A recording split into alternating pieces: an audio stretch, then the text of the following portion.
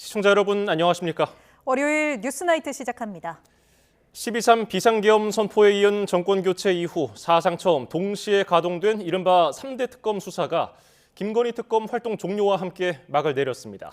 최장 180일에 걸쳐 전방위 수사를 벌였고 헌정사 처음 전직 대통령 부부가 구속 상태로 동반 기소됐습니다. 먼저 안동준 기자의 보도입니다. 이른바 3대 특검은 윤석열 정권이 무너지고 새 정부가 들어서자마자 출범했습니다. 조은석 특검팀의 비상계엄 관련 내란 수사 속도가 가장 빨랐습니다. 구속 만기를 앞둔 김용현 전 국방부 장관, 구속 취소로 풀려나 있던 윤석열 전 대통령을 다시 구속했습니다. 내란 우두머리 혐의로 이미 재판에 넘겨진 윤 전 대통령을 체포방해와 일반 이적 등 혐의로 3차례 더 기소했습니다. 우리는 역사적 경험을 통해 권력을 가진 자의 측리 쿠데타는 내세웠던 명분은 허울뿐이고 목적은 오로지 권력의 독점과 유죄성을 잘 알고 있습니다. 이명현 특검팀은 한 달 먼저 수사를 마무리했습니다. 최상병 사망 책임과 관련해 임성근 전 사단장을 구속했습니다. VIP 경로로 시작된 수사 외압, 이종섭 전 국방부 장관 도피 의혹으로 윤 전 대통령을 기소했습니다. 김건희 씨의 각종 의혹을 맡은 민중기 특검팀은 수사 개시 한 달여 만에 김 씨를 공개 소환했습니다. 도이치모터스 주가 조작과 공천 개입, 건진법사를 통한 통일교 금품 수수 혐의로 구속해 재판에 넘겼습니다. 이 밖에도 서희건설 나토 3종을 비롯해 김 씨가 청탁과 함께 금품을 받고 국민의힘 전당대회에 관여한 정황 등을 밝혀내 추가 기소했습니다. 대통령 배우자의 권한남용으로 인해 대한민국의 공적 시스템이 크게 훼손되었음을 여러 사건에서 확인하였습니다. 최장 180일에 걸친 3대 특검 수사로 모두 24명이 구속됐고 이들을 포함해 법정에 서게 된 피고인만 120명이 넘습니다. 3대 특검이 종료되면서 특검법상 남아있는 사건들은 경찰 국가수사본부로 이첩됩니다. 특검 수사로 나란히 구속된 윤석열 전 대통령 부부는 권력의 정점에서 저지른 잘못들에 대한 사법부 판단을 기다리고 있습니다. YTN 안동준입니다.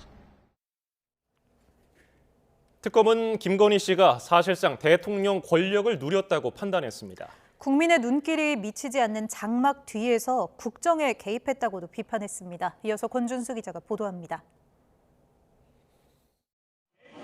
특검은 윤석열 전 대통령 부부를 정치적 공동체로 규정했습니다. 김건희가 윤석열 전 대통령의 정치 입문 단계부터 주도적인 역할을 하였고 그 연장선에서 대통령 당선 후에도 공천에 적극 개입하는 등 그 결과 선출되지 않은 대통령 배우자 김건희 씨는 공식적인 권한도 없이 대통령 지위를 누리면서 국정에 개입한 것으로 드러났습니다. 김 씨는 이 지위를 이용해 윤 전 대통령이 대선 후보로 선출된 2021년 11월부터 선거에서 승리하고 취임할 때까지 집중적으로 금품을 받은 것으로 조사됐습니다. 종교계와 재계, 정계까지 공직 임명과 공천 등을 대가로 김건희 씨가 받은 금품 수수 액수만 3억 7천만 원에 달하는 것으로 파악됐습니다. 윤석열 정부의 대표적인 청탁 루트 가운데 하나가 바로 대통령 배우자인 김건희 씨였다는 게 특검 수사 결과입니다. 특검은 역사책이나 나올 현대판 매관 매직이라고 강하게 비판했습니다. 국민의 눈길이 미치지 않는 장막 뒤에서 불법적으로 국정에 개입한 사실이 특검 수사 결과 확인되었다 할 것입니다. 특검의 수사 결과 발표에 대해 김건희 씨 측은 수사는 말로 종결되는 게 아니라 법정에서 증거로 완성되는 거라며 법리 다툼을 예고했습니다. YTN 권준수입니다. 김건희 씨가 고가의 금품과 함께 받은 청탁들은 대부분 현실로 이루어졌습니다. 이른바 매관 매직은 성사됐지만 특검은 180일에 걸친 수사로도 윤 전 대통령과의 연결고리를 찾지 못해 뇌물죄를 적용하지는 못했습니다. 계속해서 조성호 기자입니다. 서희건설 이봉관 회장은 김건희 씨에게 나토 3종 명품 장신구를 선물하면서 사위인 박성근 변호사의 공직 인사를 부탁했습니다.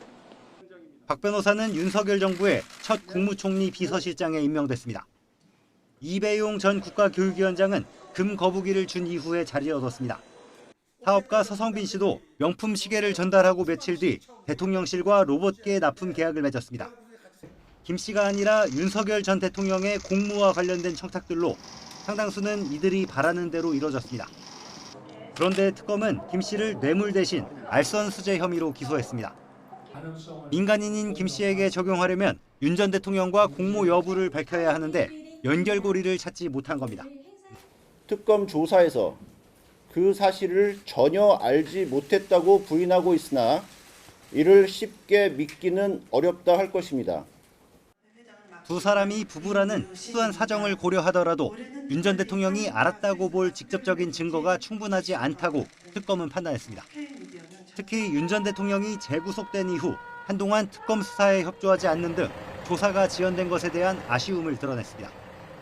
윤 전 대통령 앞에서 멈춰선 뇌물 수사는 경찰 국가수사본부가 맡습니다.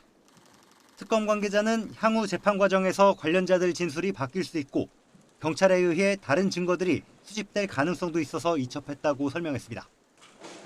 YTN 조성호입니다.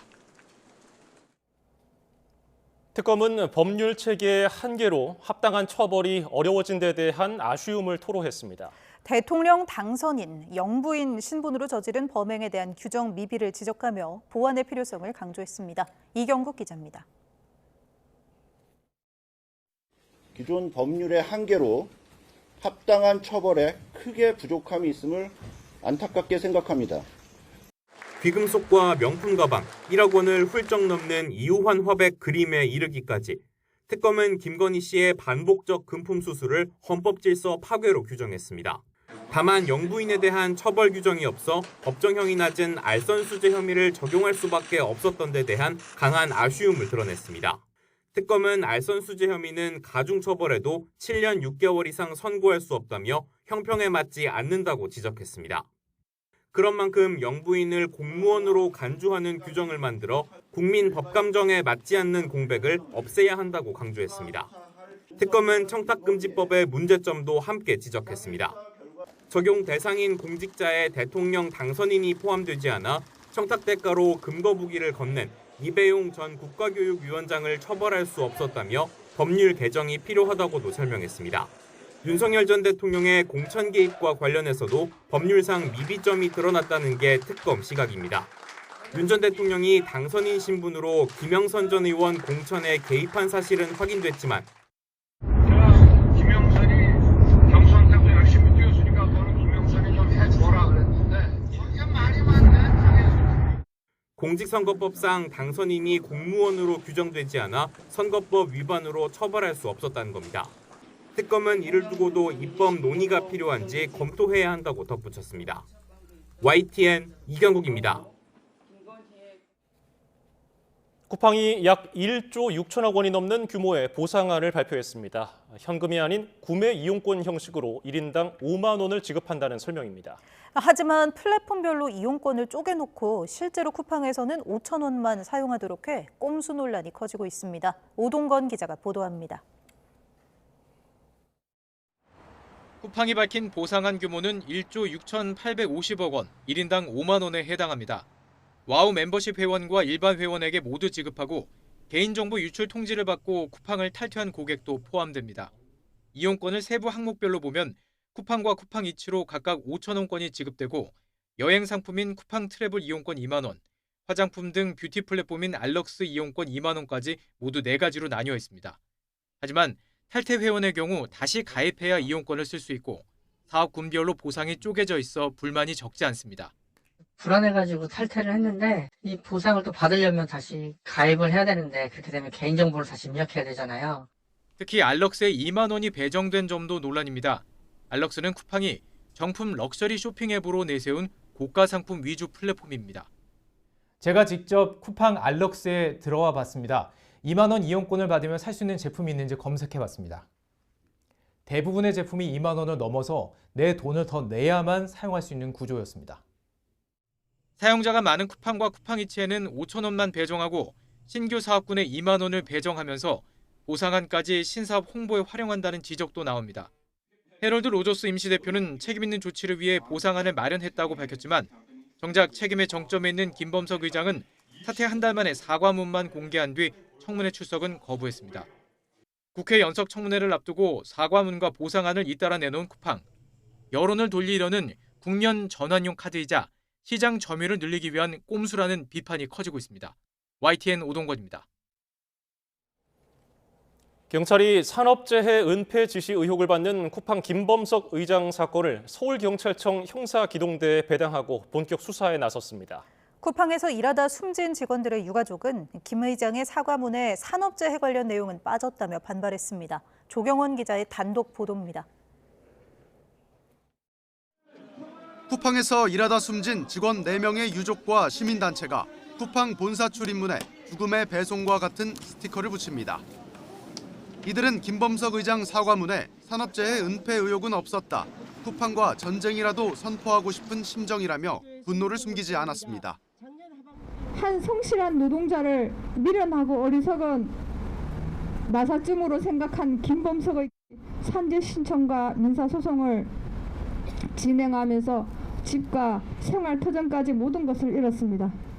앞서 쿠팡 전 고위직은 김범석 의장이 고 장덕준 씨 사망 사건과 관련해 그가 열심히 일했다는 흔적이 남지 않도록 하라는 등 과로사 증거를 은폐하도록 지시한 정황을 폭로했습니다.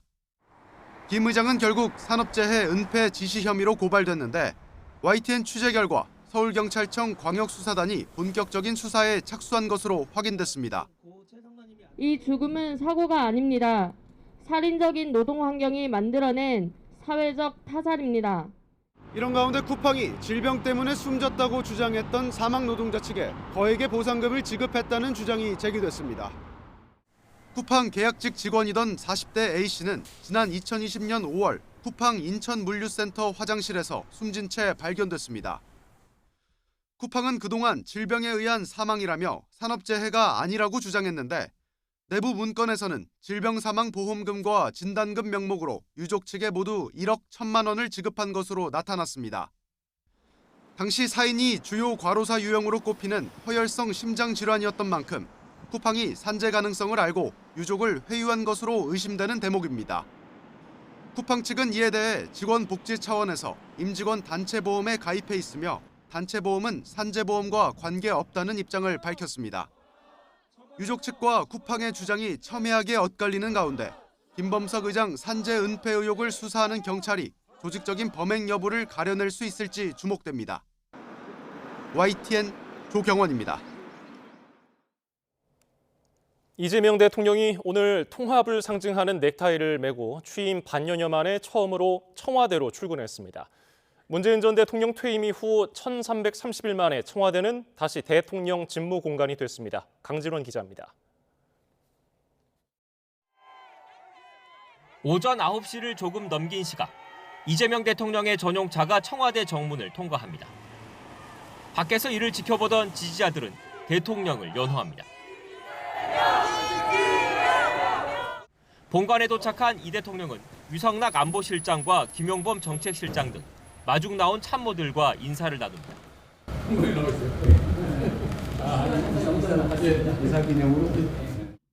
취임 이후 반년여 만에 청와대로 처음 출근한 이재명 대통령은 흰색과 빨간색, 파란색이 섞인 이른바 통합 넥타이를 맸습니다.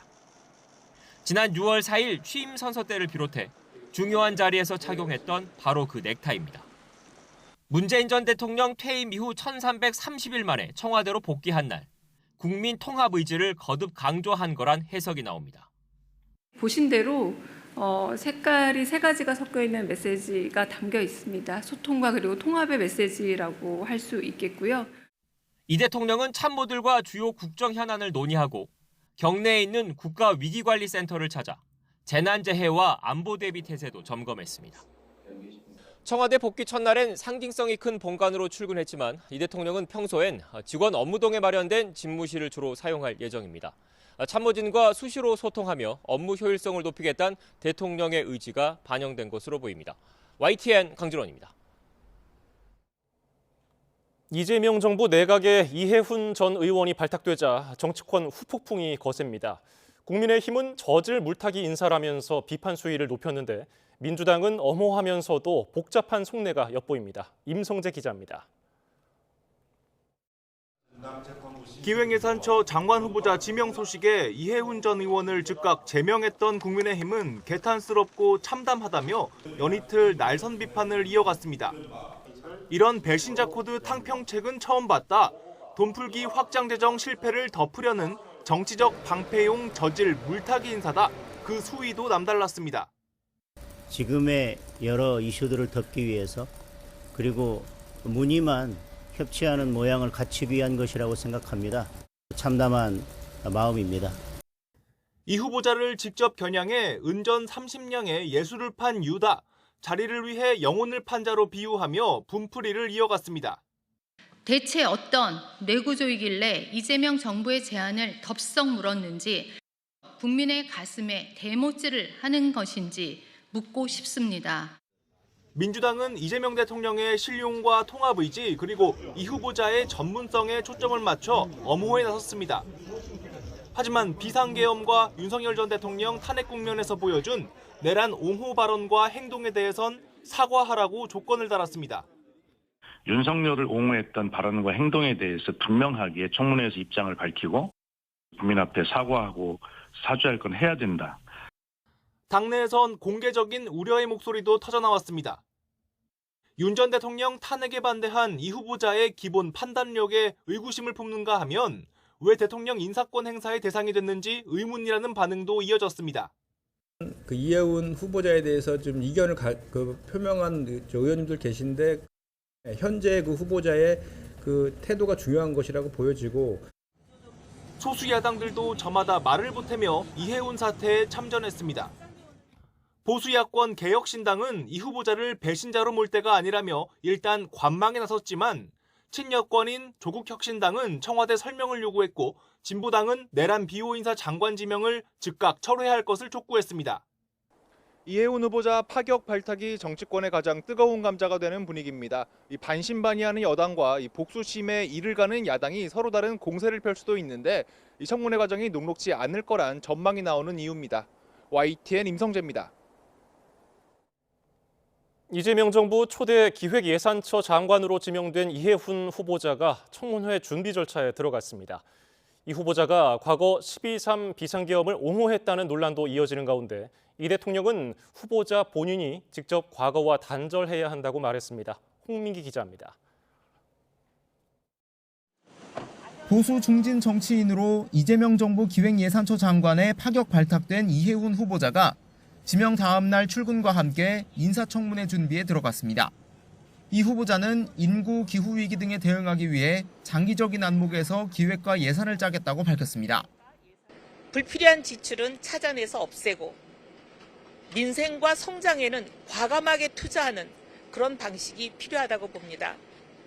이 후보자는 지명된 직후 과거 12.3 비상계엄을 옹호하거나 윤석열 전 대통령 탄핵에 반대했다는 논란이 불거졌는데 현 정부 기조와 정반대 입장을 여전히 유지하고 있는지 등에 대한 취재진 질문엔 즉답을 피했습니다.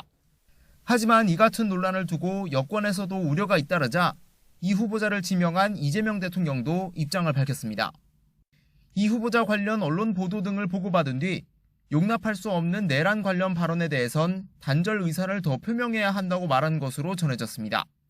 그 지명을 통해 충분히 자신의 실력을 검증받아야 하고 이 검증의 과정에서 국민의 검증도 통과해야 된다. 이런 방식의 말씀을 하셨습니다. 이 대통령은 다만 중요한 것은 설득과 토론을 통해 합리적인 결론을 끌어내는 거라며 애초 발탁 이유였던 통합도 재차 강조한 것으로 알려졌습니다. 정부 내에서 다른 목소리를 내는 것이 오히려 정책 결정 과정에서 위험 요소를 줄이는 데 도움이 될 거라는 겁니다. 결국 후보자 지명에서 끝나는 게 아닌 인사청문 과정에서 여론의 흐름도 주의 깊게 들여다보겠다는 것이 이 대통령의 의도라는 해석이 나옵니다. YTN 홍민기입니다. 더불어민주당 김병기 원내대표의 비위 의혹이 잇따라 불거지면서 당 내부에서도 사퇴할 수밖에 없다는 분위기가 점점 커지고 있습니다. 내일 관련 입장을 낼 계획인데 거취의 분수령이 될 것으로 보입니다. 김다현 기자입니다. 이번엔 배우자의 법인카드 사적 유용 의혹입니다. 김병기 원내대표의 아내가 지역구인 조진희 전 동작구 의원에게 법인카드를 빼앗았었다는 주장이 나왔습니다. 뉴스타파가 관련 녹취를 보도했고 김 원내대표의 지난해 총선 경쟁자도 폭로 선봉에 섰습니다. 김병기가 초선 의원이었던 조진희를 무리하게 의장을 만든 배경에는 업무 추진비 카드를 제공하거나 김 원내대표는 선택적 녹취 공개에 강력히 유감을 표한다며 안사람은 법인카드를 사용하지 않았다고 반박했습니다. 다만 이른바 아빠 찬스 등 가족 전체가 언급되는 각종 특혜 의혹이 잇따르면서 설 자리는 점점 좁아지는 모습입니다. 당내에서도 아내가 구의원 법인카드를 사용했다면 범죄가 아니냐 거취를 고민해야 한다거나 버티기 어려운 상황이라는 말이 나왔습니다. 차기 원내대표 하마평에 박정, 백혜련, 한병도 등이 오르내리고 우군인 조국혁신당과 진보당에서 거취 결단을 압박하는 것도 부담입니다. 해명 가능한 사안인지 또는 거꾸로 용단을 내려야 되는 사안인지 본인이 저는 잘 알고 있을 것이다 이런. 김병기 원내대표는 하지만 사퇴보다는 사과 쪽에 무게를 두고 있습니다. 통일교 특검과 2차 종합특검, 사법개혁안 등 과제가 산적한데 자칫 원내 사령탑 공백 때문에 발목 잡힐까 우려하는 것으로 전해졌습니다. 질주하는 정청래 지도부에서 김 원내대표가 나름 균형을 잡아온 것도 무시할 수 없는 대목입니다. 김 원내대표는 내일 대국민 사과 등 관련 입장을 내고 여론 추이를 지켜볼 것으로 전해졌습니다. 최근에 그 대표님 둘러싼 논란 대해서 내일 거취 표명도 하실 입장이실까요?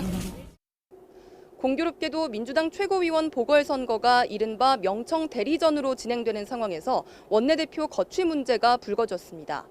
집권 여당의 권력 구조와도 맞물려 있어 혼자만의 선택이 될 수 없는 모습입니다.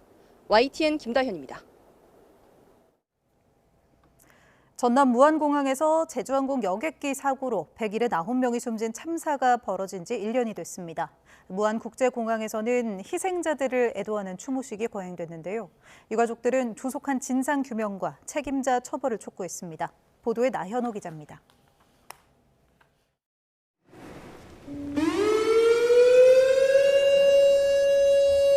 참사가 벌어졌던 오전 9시 3분. 무안국제공항을 비롯한 광주 전남 전역에 추모 사이렌이 울려 퍼집니다. 유가족이 머물던 공항 2층 텐트에는 참사 365일째라는 글이 선명합니다.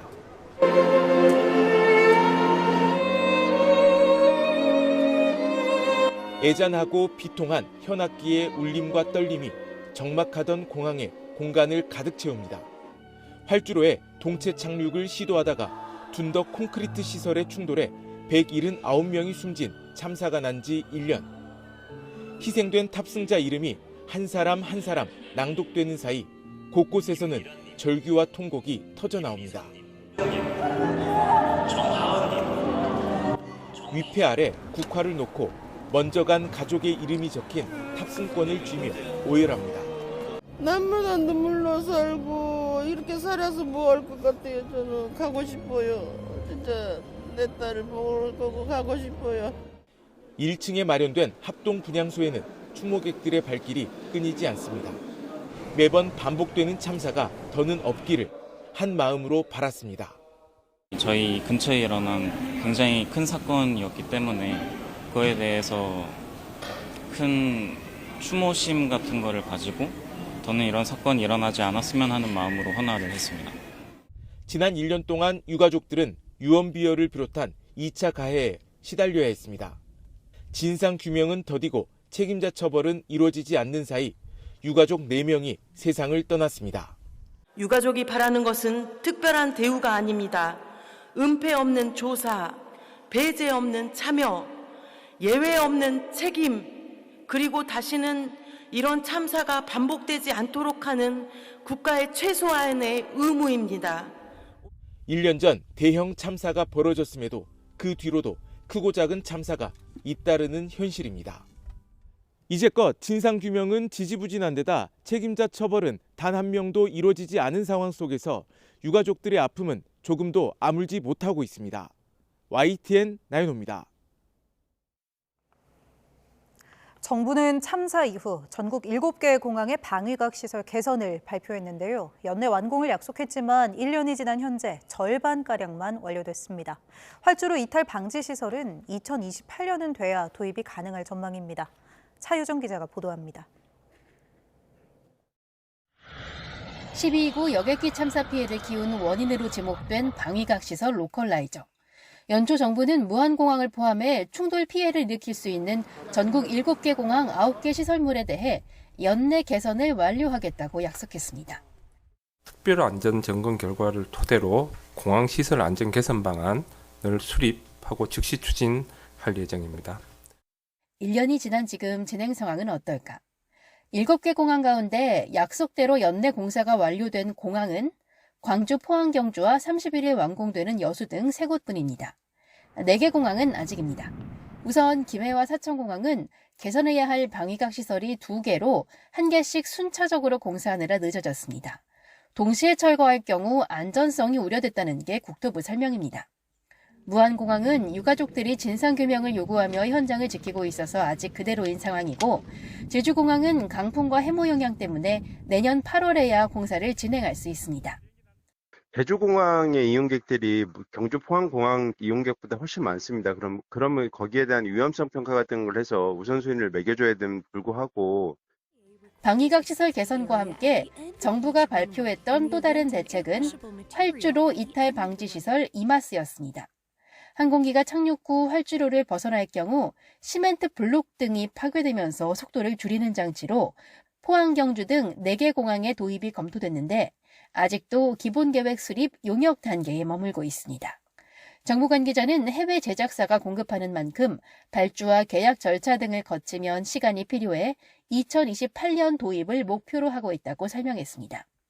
공항별 구조적 제약이나 현실적인 어려움 등 불가피한 사유 때문이라고 정부는 해명하지만 인프라 개선이 항공 안전과 직결되는 시급한 사안인 만큼 속도감 있는 추진이 필요해 보입니다. YTN 차유정입니다.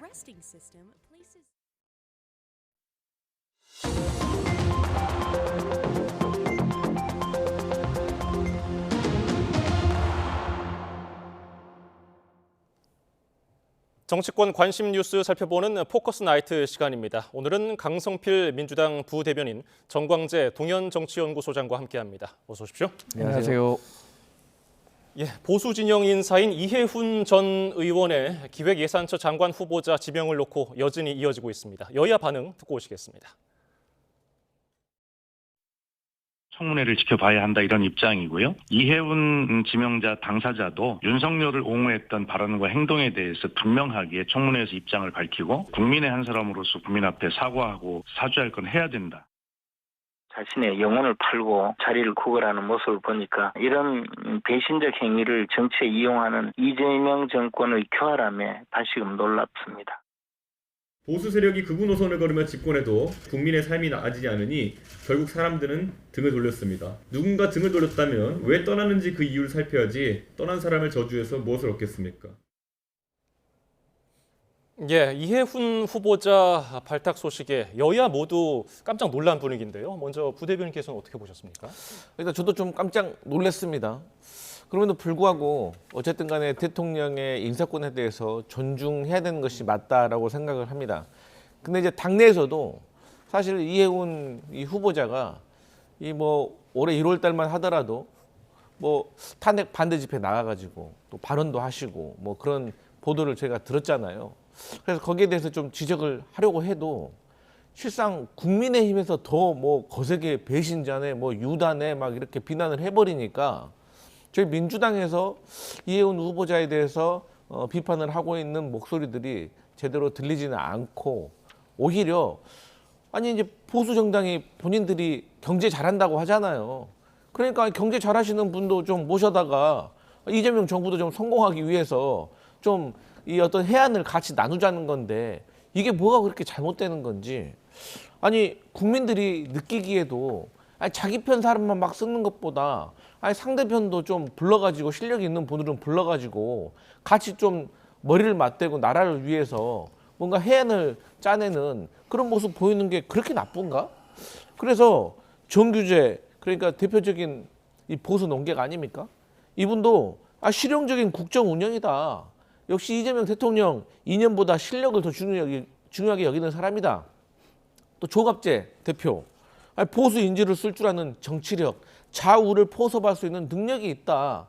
이렇게 보수 인사들도 칭찬을 하고 있는데 국민의힘의 지도부와 국민의힘 어쨌든 구성원들만 계속해서 이렇게 이해훈 의원에 대해서 배신자라고 이렇게 비판을 하니까 사실 저는 운동장을 넓게 쓰지 못하고 오히려 본인들끼리도 지금 품지 못하고 막 싸우고 있는 중이잖아요.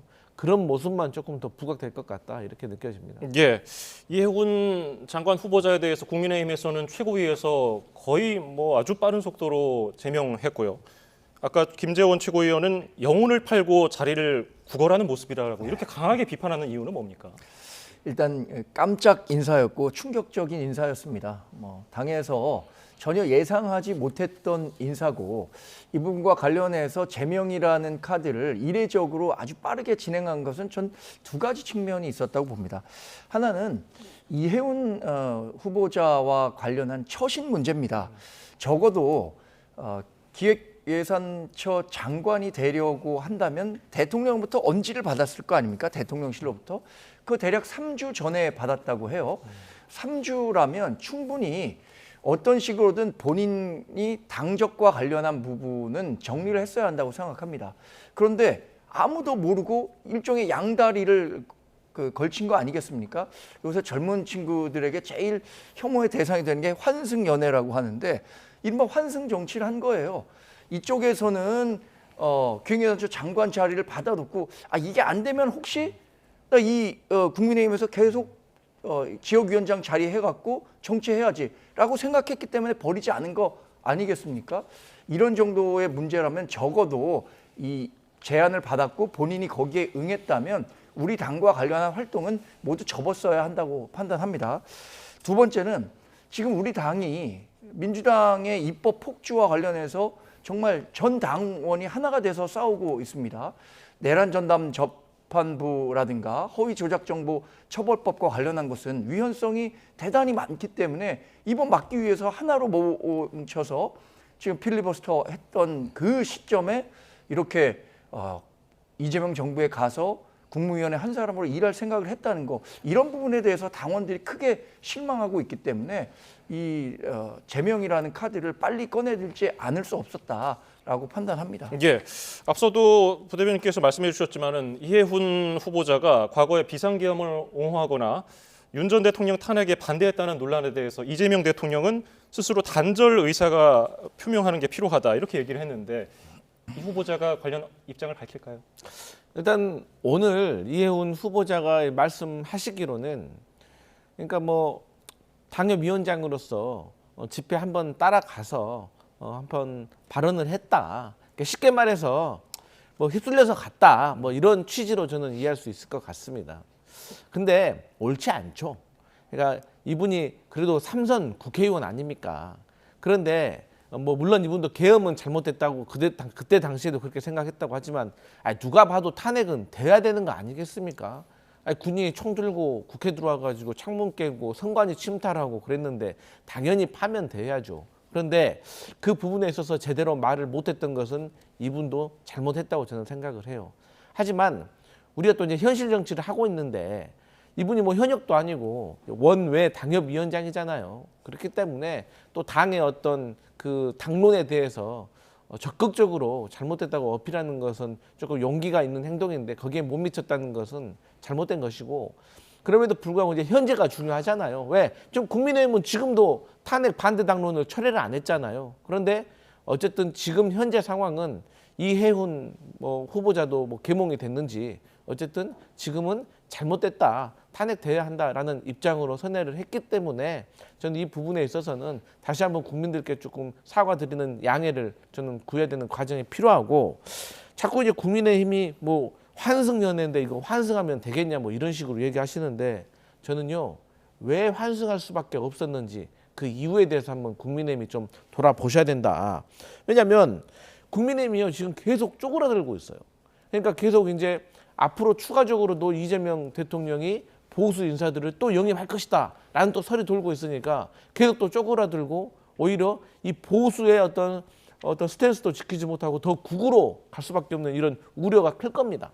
그렇기 때문에 저는 이번 기회에 저는 그 국민의힘도 지금까지 왔던 어떤 본인들의 스탠스에 대해서 한번 돌아볼 수 있는 기회가 됐으면 좋겠습니다. 예, 방금 말씀하신 대로 지금 상황이 이렇게 되니까 과거 얼마 전에 이재명 대통령이 해수부 장관을 부산 출신으로 생각하고 있다 그 발언 때문에 해양수사부 장관도 혹시 보수 야권 인사 어떻게 생각하세요? 뭐 지금 특정 인물로 좁혀졌죠. 우리 당의 육선 의원인 조경태 의원에 대해서 부산 출신이고 해수부 장관에 대한 입각 제의를 하는 것 아니냐라는 보도들이 있는데 조경태 의원이 스스로 얘기를 했습니다. 그런 제안이 없었을 뿐만 아니라 본인은 우리 당의 혁신을 위해서 노력하겠다. 우리 당을 바꾸는 데 기여하겠다라고 밝혔기 때문에 저는 조경태 의원이 이번 정부에 입각하는 일은 없을 것이라고 생각합니다.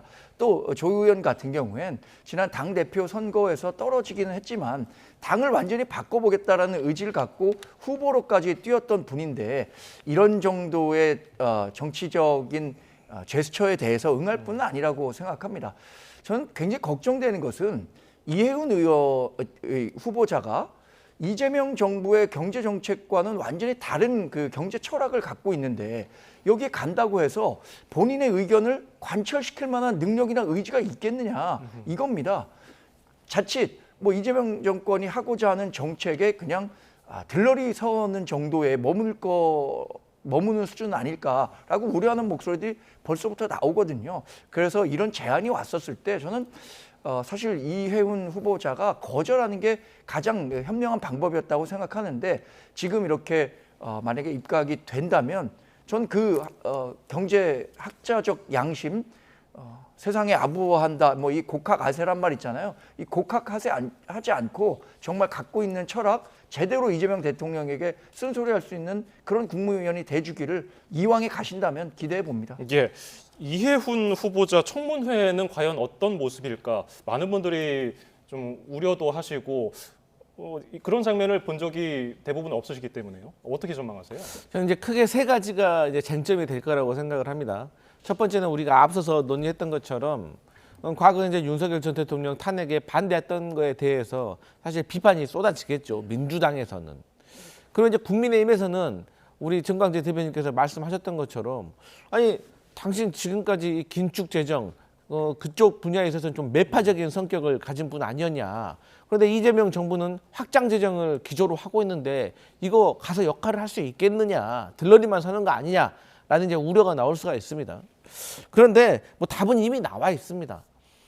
아니 그 이해훈 후보자가 그러면 이재명 정부가 확장 재정을 하려고 하면 쉽게 말해서 조금 적재적소에 그러니까 조금 비효율적인 예산은 줄이고 또 그렇게 줄인 예산을 잘 세이브해가지고 남는 예산을 만들어가지고 거기에 대해서 AI라든가 뭐 신재생 에너지라든가 이렇게 이재명 정부가 집중적으로 투자하고 싶은 부분에 또 확장적으로 투자하는 이런 절충안이 충분히 있는 것이거든요.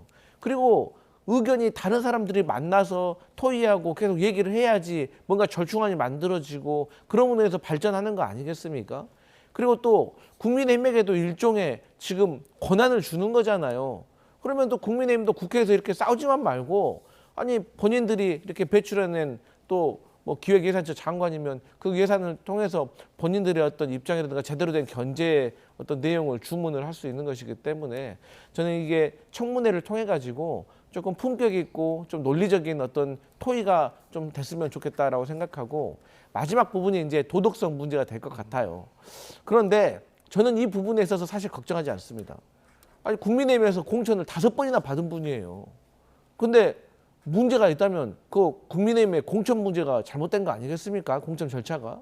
그래서 저는 다소 이제 도덕적이라든지 이 어떤 그 이재명 정부의 어떤 그 자리 제안을 받은 것에 대해서 조금 비판이 쏟아질 수 있지만 그 외에는 크게 쟁점이 될 게 없어 보인다 이렇게 보입니다. 근데 사실 관심은 민주당이 어떤 인사청문회 과정에서 스탠스를 보일 것인가 거기에 더 집중될 것 같습니다. 지금 민주당 내 의원들도 이해훈 전 의원에 대해서 이렇게 기획예산처 장관으로 임명하는 것이 옳은 방향이냐 또 범여권 성향의 커뮤니티에서도 그 비판적인 목소리들이 계속 나오고 있거든요. 이런 상황에서 그러면 민주당 인사청문위원들이 일방적으로 과거처럼 보였던 것, 그러니까 이재명 대통령이 임명한 사람에 대해서 무슨 일이 있어도 다 엄호하려고 할 것인지 아니면 뭐 일부 당원들의 의견을 반영해서 비판적인 입장을 보일 것인지 거기에 달려 있다고 봅니다. 어차피 이 이재명 대통령이 인사청문회 보고서가 채택되든 안 되든 임명할 거 아니겠습니까? 근데 그 과정에서 벌어지는 민주당 내에서의 어떤 갈등 그게 더 키포인트가 될 것이라고 보고 사실 2024년에 국민의힘이 총선에서 패배한 이후에 한덕수 총리가 총리직을 사의를 표했죠. 그때 갑자기 느닷없이 등장한 것이 박영선 전 민주당 의원의 총리 카드고 양정철 전 민주연구원장의 비서실장 카드였어요. 그 카드 알려지자마자 보수 진영에서 엄청난 반대가 있었습니다. 그러니까 당시 대통령실에서 뜨거워하고 뒤로 물러난 적이 있는데 혹시 그런 식으로 이거 뭐 민주당 지지자들의 반발로 인해서 이재명 대통령의 인사권이 침해되는 거 아닌가? 뭐 그런 것들에 대한 것도 살펴볼 필요는 있을 것 같습니다. 예. 자, 이번에는 민주당 얘기로 넘어가 볼까요? 각종 비위 의혹이 불거진 김병기 민주당 원내대표 거취를 두고 막판 고심에 들어간 모습인데요. 내일 어떤 입장을 내놓을까요? 당내 목소리 들어보겠습니다. 일단 해명과 사과에 더 방점이 있지 않을까 저는 그런 생각을 해보는데요. 그리고 나서도 예를 들어 국민께서 납득하지 못하시고 하신다면 그 이후에는 뭐 어떤 생각을 하실지 모르겠습니다만 어떤 형식으로든 입장 발표 내일이든 입장 발표가 있지 않을까 하면 차분하게 본인이 과연 이것을 해명할 수 있는 사안인지 또는 거꾸로 용단을 내려야 되는 사안인지 본인이 잘 알고 있을 것이다 이런 생각이 듭니다. 예, 민주당에서는 일단 지켜보자는 분위기입니까? 그러니까 여러 가지 의견이 공존을 하고 있습니다. 첫 번째로는 지금 내란을 척결을 해야 되고 또 2차 종합특검을 앞두고 있는 이런 상황에서 원내대표가 사실 또 불미스러운 일로 사퇴를 하면 이런 동력이 꺾이지 않겠느냐. 그래서 최대한 버텨야 된다라는 의견도 있습니다. 하지만 반면 무슨 소리냐. 국민의 눈높이에 안 맞으면 사퇴를 하는 것이 오히려 당과 대통령에게 부담을 주지 않는 것이다.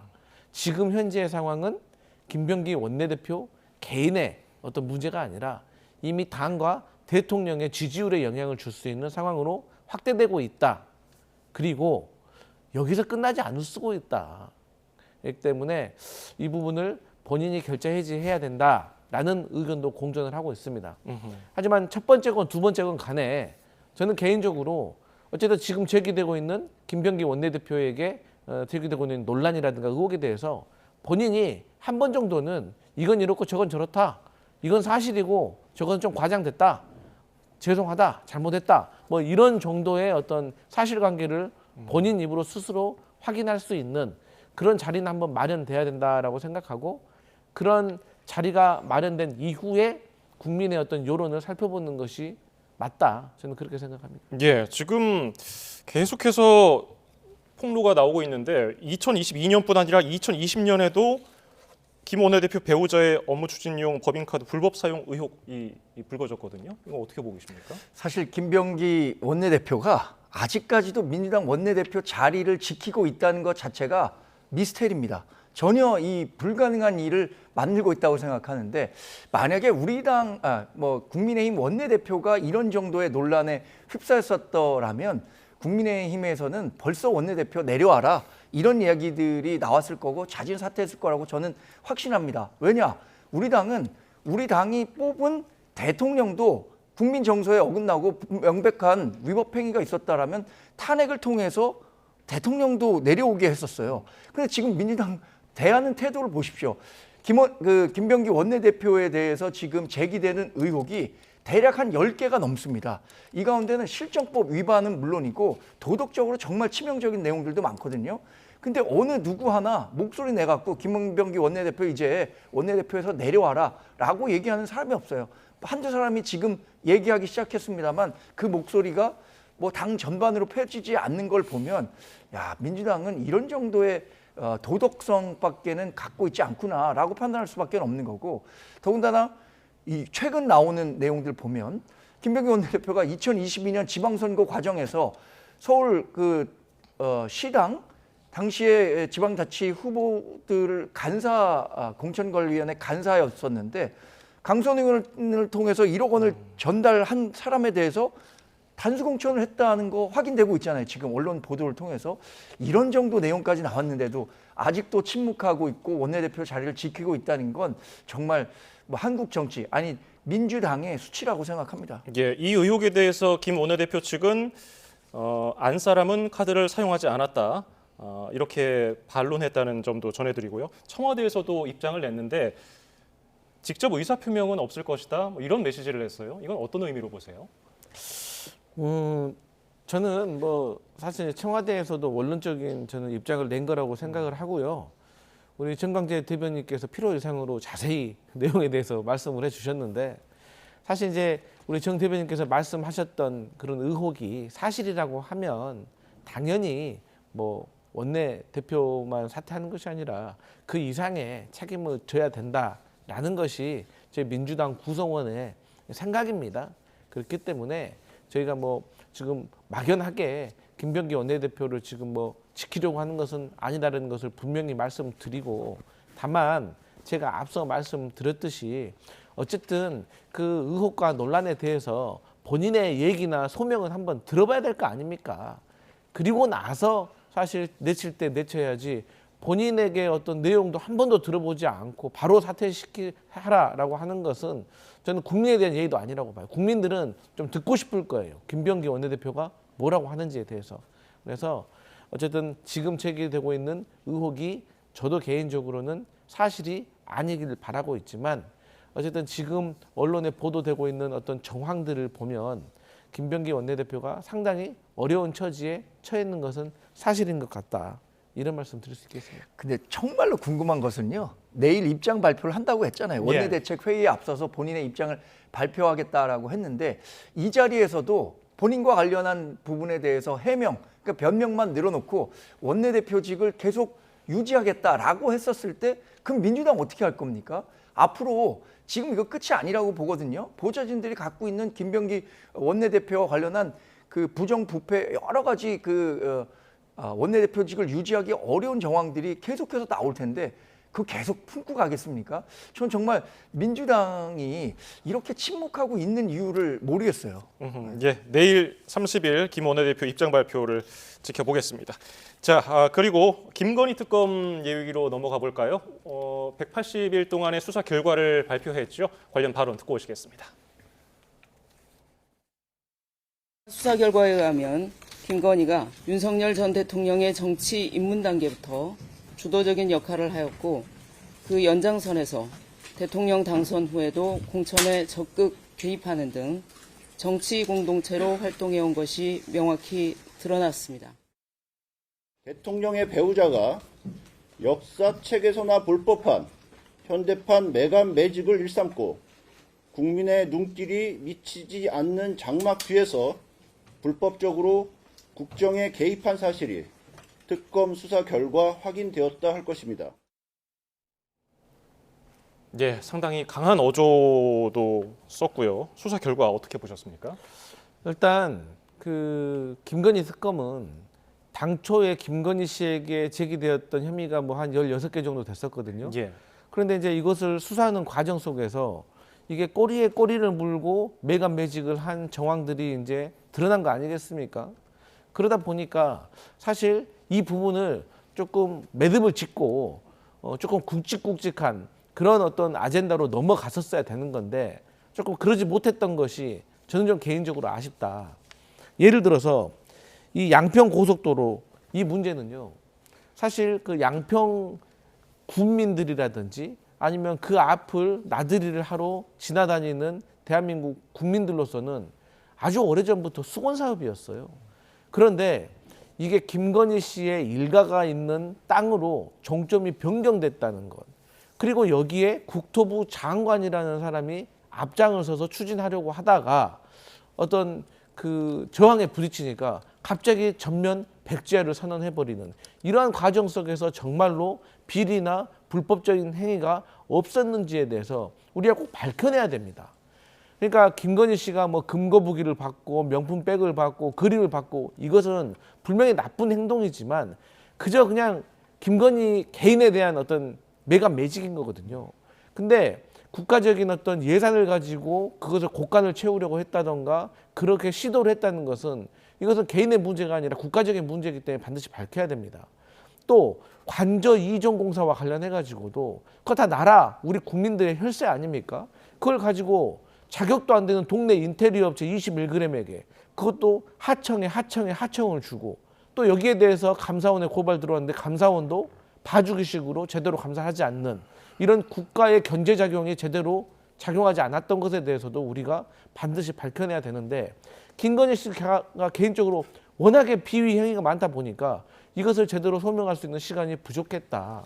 그래서 역사책에 나올 만큼 정말 매간매직을 많이 한 정말 그 잘못된 영부인의 행태에 정말 실망을 금치 못했고 다음 2차 종합특검을 통해 가지고 양평 고속도로라든지 관저 이전공사 어떤 여기에 있었던 불법적인 행위에 대해서는 반드시 밝혀야 된다 이런 생각입니다. 예, 180일 전에 말씀하신 대로 16개 의혹에 대해서 수사를 할 것으로 전망이 됐었는데 지금 대부분을 경찰에 이첩하게 생겼거든요. 시간이 부족했다는 해명도 했고요. 어떻게 보셨어요? 시간이 부족했다, 인력이 부족했다는 전 핑계라고 생각하고요. 제2차 종합특검을 관철시키기 위한 명분을 쌓고 있다고 생각합니다.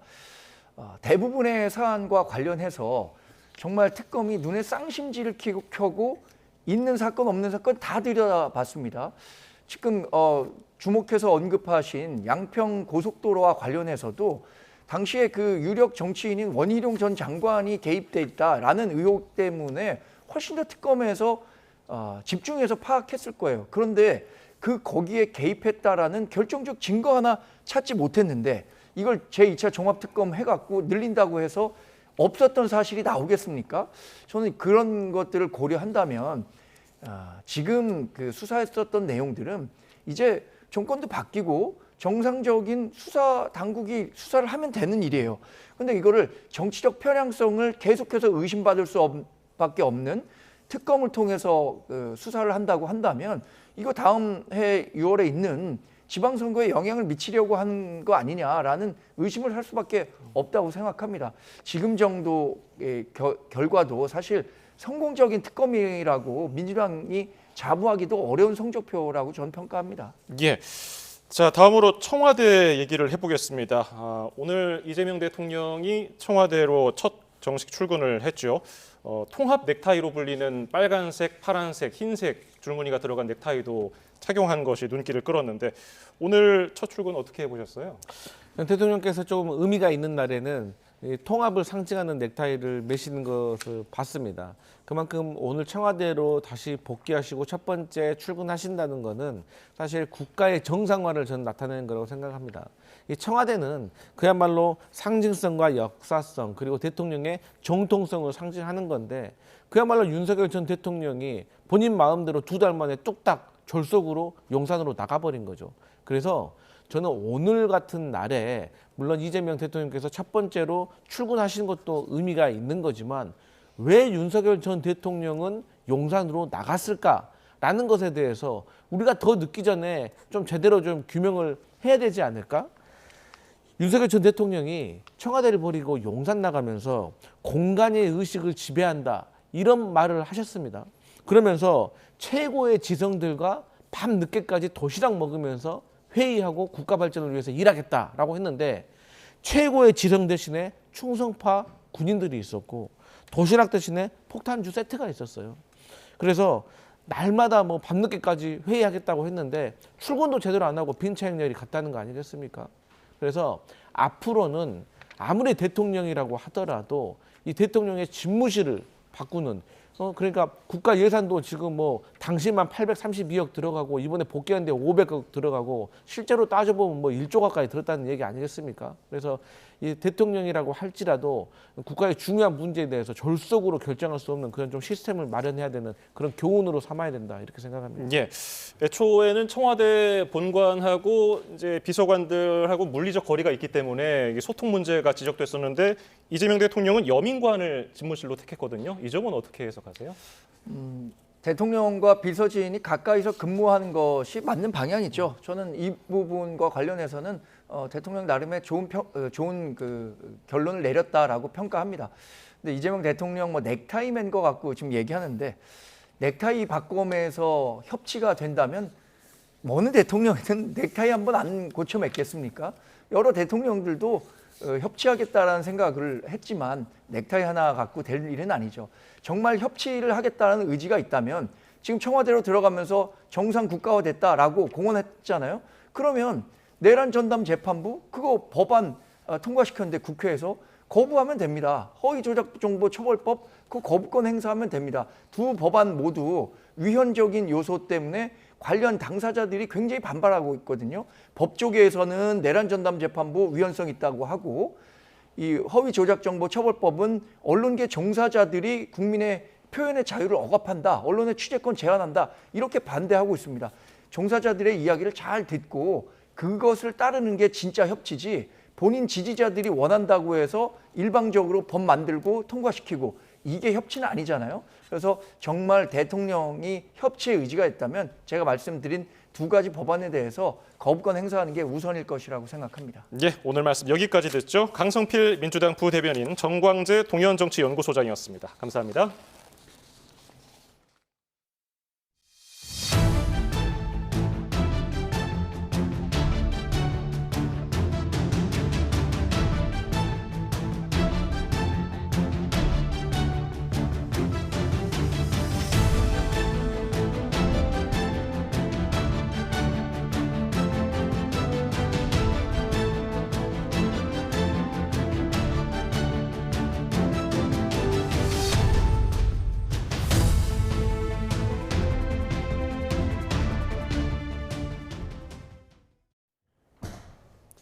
핵심 경영진의 국회 불출석, 대미 여론 조성, 자체 조사 결과 일방적 발표, 실효성 없는 보상안까지 쿠팡의 대응에 대해서 정부가 강력한 경고를 보냈습니다. 국세청에 이어 관세청도 현장 조사에 나서고 공정위는 김범석 의장의 동일인 지정 가능성을 면밀히 살펴보는 등 전방위적 대응에 나섰습니다. 이승은 기자입니다.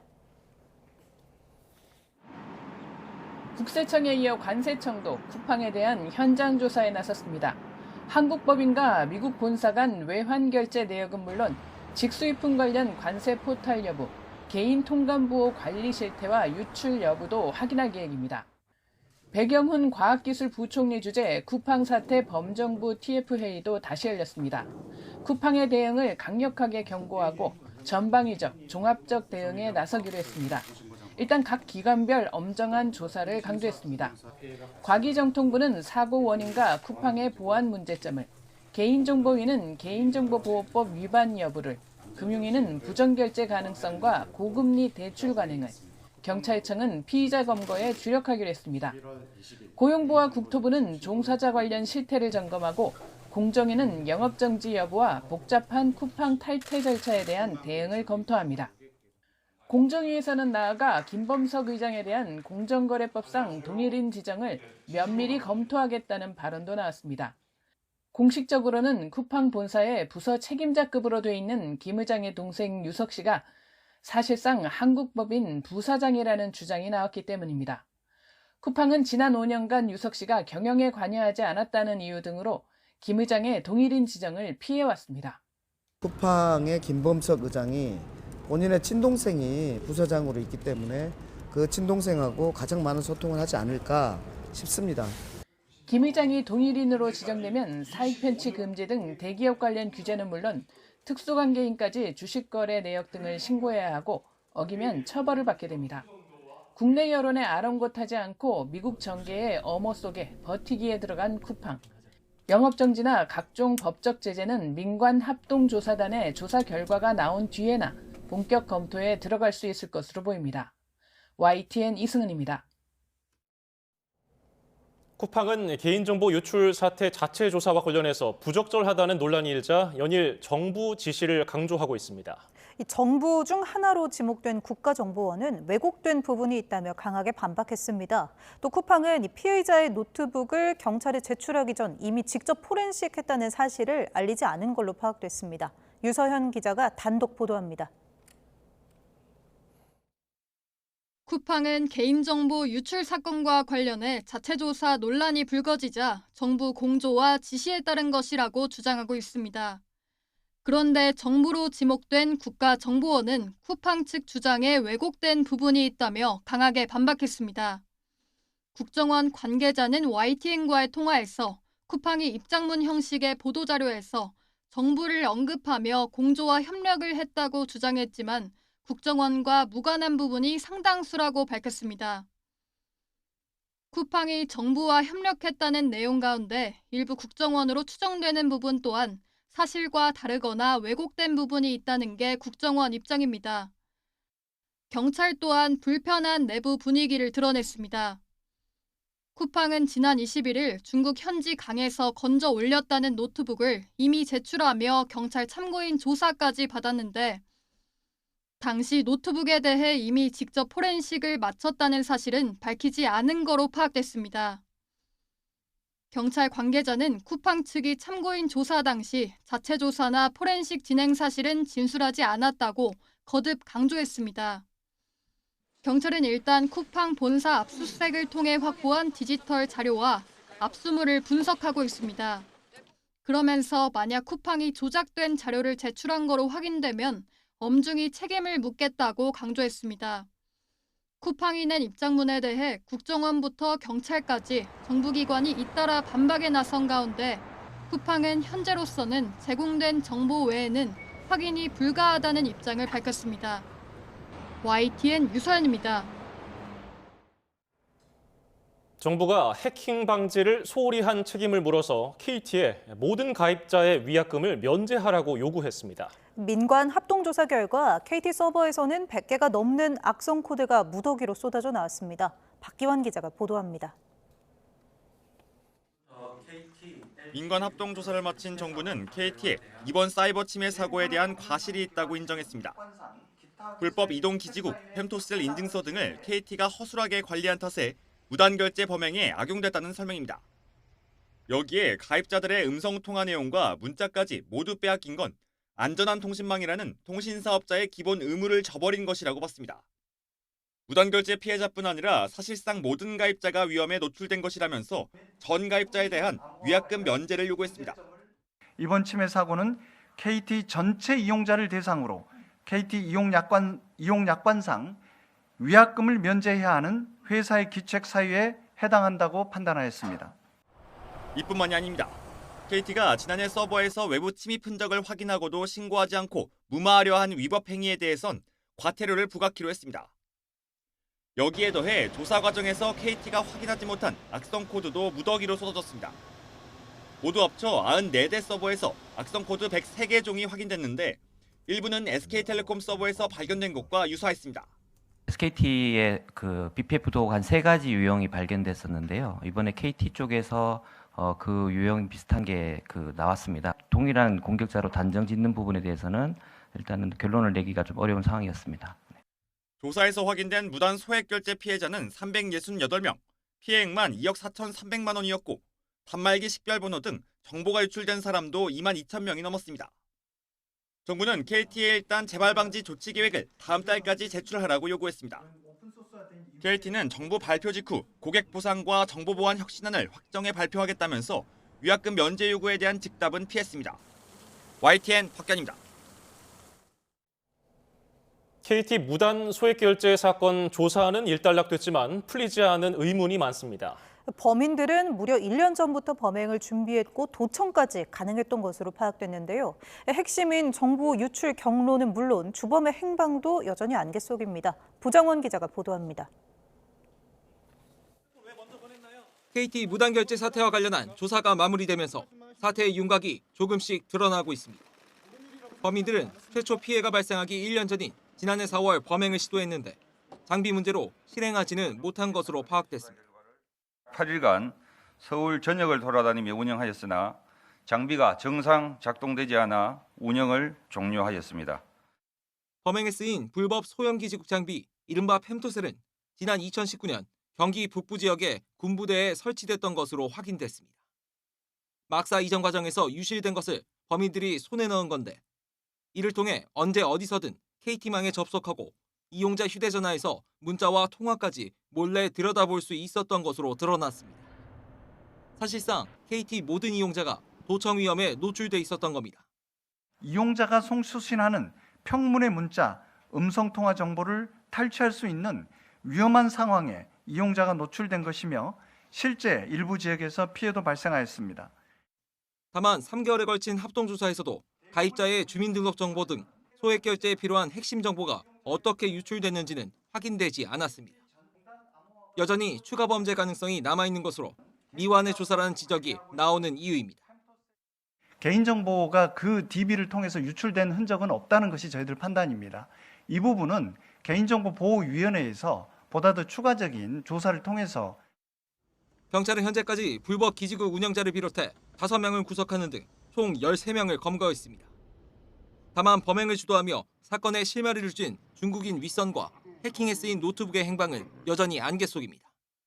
경찰은 인터폴 적색 수배를 내리고 행방을 쫓고 있지만 중국에 거점을 둔 만큼 신병 확보에는 난관이 따를 거로 보입니다. YTN 부장원입니다.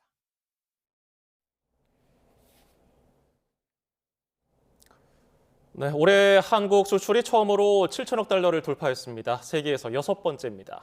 특히 미국발 관세 충격에도 우리 기업들이 거둔 성과여서 더욱 뜻깊습니다. 최두희 기자가 보도합니다. 산업통상부와 관세청은 올해 연간 수출액이 7천억 달러를 돌파한 것으로 잠정 집계됐다고 밝혔습니다. 연간 7천억 달러 수출 달성은 미국과 독일, 중국, 일본, 네덜란드에 이어 세계에서 6번째입니다. 또 정부 수립 이후 77년 만에 거둔 성과입니다. 우리 수출은 1948년 1,900만 달러에서 3만 6천 배 이상 성장했습니다. 지난 95년 1,000억 달러를 돌파한 이후 30년 만이고 2018년 6천억 달러 달성 이후 7년 만의 기록입니다. 연평균 증가율 14.67%입니다. 특히 올해는 미국발 관세 충격을 딛고 이뤄낸 성과여서 뜻깊습니다. 상반기까지만 해도 수출액은 1년 전보다 0.04% 줄었습니다. 하지만 지난 6월부터 6달 연속 해당 월 최고 수출액 기록을 경신했습니다. 인공지능 열풍의 수요가 폭발적으로 증가한 반도체와 함께 자동차, 선박, 바이오 등 주력 제조업이 수출 호조세를 이끌었습니다. 여기에 한류를 타고 식품과 화장품이 새 수출 동력으로 떠오르고 있습니다. 수출 지역도 미국과 중국 비중이 줄고 아세안과 유럽연합, 중남미 비중이 늘어났습니다. 외국인 직접 투자도 상반기 마이너스 14.6%라는 부진을 딛고 350억 달러로 연간 최대 실적을 세웠습니다. 특히 인수합병이 아닌 첨단 산업 분야에서 외국 기업이 국내에 땅을 확보한 뒤 시설을 짓는 이른바 그린필드 투자가 대폭 유입됐습니다. 하지만 반도체 수출이 4분의 1을 차지하고 미국과 중국으로의 수출이 36%에 이르는 상황입니다. 반도체만 유일하게 우리가 한중일 3국 중에서 1위를 유지하고 있고요. 자동차, 기계, 철강, 화학공업에서 다 중국이 지금 1위로 올라서고 있는 상황입니다. 결국 한국 경제가 반도체에 대한 의존도가 점점 커지고 있다는 것이 우려되는 건데요. 품목과 지역 다변화, 중소기업 수출 지원 노력이 강화돼야 할 것으로 보입니다. YTN 최두입니다. 국토교통부에서 주택 공급을 전담하는 주택공급추진본부가 출범합니다. 국토부는 이런 내용을 골자로 하는 조직 개편을 끝내고 주택공급추진본부와 공정건설지원과는 내일부터 지하안전팀은 내년 1월 2일에 출범한다고 밝혔습니다. 주택공급추진본부는 내년부터 2030년까지 5년간 수도권에 135만 가구를 착공하는 내용의 97 공급대책 이행 등 정부의 주택공급 목표를 달성하기 위한 주택공급 전담 조직입니다. 경찰이 연말 연시 행사 안전 관리를 위해 경찰력을 대거 투입할 계획입니다. 유재성 경찰청장 직무대행은 오늘 그리고 내년 4일까지 경찰관 1만여 명을 동원해 타종식과 해넘이, 해맞이 등 연말 연시 주요 행사에 몰리는 인파를 관리할 방침이라고 밝혔습니다. 경찰은 새해맞이 명소 등 모두 106곳을 중심으로 경찰관을 배치할 방침입니다. 김건희 특검이 오늘 수사 결과를 발표한 가운데 특검팀은 김건희 씨가 관저 이전과 증축 공사를 자격도 없는 업체에 맡겨서 특혜를 줬던 사실을 확인했습니다. 이 과정에서 김 씨가 윤핵관으로 불리던 국민의힘 윤한홍 의원을 통해서 개입했다는 점도 확인했지만 수사 기간이 부족해서 매듭짓지 못했다고 설명했습니다. 염혜원 기자입니다. 1330일 만에 대통령이 청와대로 출근했고 조만간 관저 공사가 끝나면 대통령 부부는 한남동을 떠나 다시 청와대로 돌아옵니다. 3년 7개월 만에 윤석열 전 대통령 부부가 멀쩡한 집무실과 관저를 옮기고 고치며 저지른 비리도 드러났습니다. 특검팀은 김건희 씨가 후바나 컨텐츠 주최 전시회를 후원하고 사무실 설계와 시공을 맡았던 21g이라는 업체에 특혜를 준 거로 파악됐다고 설명했습니다. 원래 다른 업체를 선정했었지만 갑자기 종합건설업 면허도 없던 이 업체와 수의 계약을 통해 공사를 진행했다는 겁니다. 관저 이전을 맡았던 직원들은 이 업체를 여사님 업체라고 불렀습니다. 김건희의 대통령 간접 공사업체 선정 요구를 전달받은 청와대 이전 TF1 분과장인 김호진과 팀원인 A 행정관이 소위 여사님 업체로 불리는 무자격 업체 21g의 특혜를 줄 목적으로 직권을 남용한 사실을 확인하여 해당 작업을 주도했던 김호진 전 국토부 차관과 대통령 비서실 황모 행정관은 직권 남용 등의 혐의로 구속 기소됐습니다. 특검팀은 더 나아가 청와대 이전 TF팀장을 맡았던 이른바 윤핵관으로 꼽히던 국민의힘 윤한홍 의원이 개입한 사실도 확인했다고 밝혔습니다. 관저 특혜 의혹과 관련해 실무자 외에 이른바 윗선의 이름이 나온 건 처음입니다. 특검팀은 다만 마지막까지 애를 썼지만 수사기관 부족으로 매듭을 짓지 못했다며 의혹 규명은 경찰청 국가수사본부로 넘긴다고 설명했습니다. YTN 염혜원입니다. 김건희 특검으로부터 이첩받은 통일교 로비 의혹 수사에 속도를 내는 경찰은 한학자 총재에게 보고된 TM 특별보고 문서를 입수해서 분석하고 있습니다. 다만 이 문서만으로는 금품이 오갔는지 명확히 확인되지가 않아서 경찰이 금품 수수 정황을 뒷받침할 추가 증거를 얼마나 확보하느냐가 수사의 관건이 될 전망입니다. 양동훈 기자입니다. 경찰이 입수한 통일교 TM 특별보고 문서는 모두 3,200여 쪽에 달합니다. 윤영호 전 세계본부장이 지난 2017년부터 2023년까지 이른바 트루마더, 참어머니로 불리는 한학자 총재에게 보고하기 위해 작성한 것으로 전해졌습니다. 통일교 내부 사정을 잘 아는 관계자는 각국 본부와 산하단체가 활동 내용을 보고하면 윤 전 본부장이 취합한 뒤 주요 부분을 골라 한 총재에게 보고한 것이라고 설명했습니다. 이 문건에는 전재수 의원과 김규환 전 의원이 통일교 행사에 참석해 축사했다는 내용 등이 담겼습니다. 임종성 전 의원이 피스로드 재단 법인명 변경과 키르기스탄 사업 등의 통일교 현안 해결을 도왔다고도 적혀 있는 것으로 파악됐습니다. 이외에도 전현직 의원들과 시장 군수, 각국 대사 등 정치인들에게 접촉을 시도한 기록이 다수 포함돼 있어 통일교 로비 의혹의 주요 근거로 꼽히고 있습니다. 다만 이 문서가 수사의 핵심 열쇠가 될 수 있을지는 아직 미지수로 보이는데 문서만으로는 금품이 오갔는지 명확히 확인되지 않기 때문입니다. 통일교 측은 해당 문서는 윤 전 본부장이 일방적으로 작성한 것이기 때문에 그 신빙성을 보장하기 어렵다고 주장하고 있습니다. 지난 19일 열린 한 총재 재판에서는 변호인이 이 문서에 2022년 1월 3일로 적혀있는 부분이 실제로는 2023년에 작성됐다고 주장하며 특검과 논쟁을 벌이기도 했습니다. 경찰은 압수수색으로 확보한 주요 관계자들의 휴대전화와 PC 기록, 통일교 회계 자료와 각종 내부 문서, 불가리 까르띠에 코리아의 거래 내역 등을 분석하면서 관련자들에 대한 소환 조사를 이어가고 있습니다. 이를 통해 경찰이 TM 특별보고에 담긴 정치권 로비 정황을 넘어 금품이 오갔다는 것을 보여주는 실질적인 근거 자료를 얼마나 확보하는지가 향후 수사의 관건이 될 전망입니다. YTN 양동훈입니다. 국방부가 12.3 비상계엄에 가담한 여인형 전 방첩사령관과 이진우 전 수도방위사령관을 파면했습니다. 이들은 그동안 군사재판을 받고 있어서 현역 신분을 유지해왔는데 함께 기소된 곽종근 전 특전사령관은 한 단계 낮은 해임 처분을 받았습니다. 나혜인 기자입니다. 여인형 전 방첩사령관과 이진우 전 수도방위 사령관은 12.3 비상계엄 당시 병력 출동을 지휘한 핵심 장성들입니다. 내란 중요 임무 종사 혐의로 기소돼 군사법원 재판을 받아왔는데 국방부가 1년여 만에 강제 전역 처분을 내렸습니다. 군인 징계 수위로는 가장 무거운 파면을 의결한 겁니다. 법령 준수 의무 위반, 성실 의무 위반으로 각각 중징계 처분했습니다. 이들과 함께 재판 중인 곽종근 전 특전사령관은 이보다 한 단계 낮은 해임 처분을 받았습니다. 계엄 이후 실체적 진실 규명에 기여한 점이 참작됐습니다.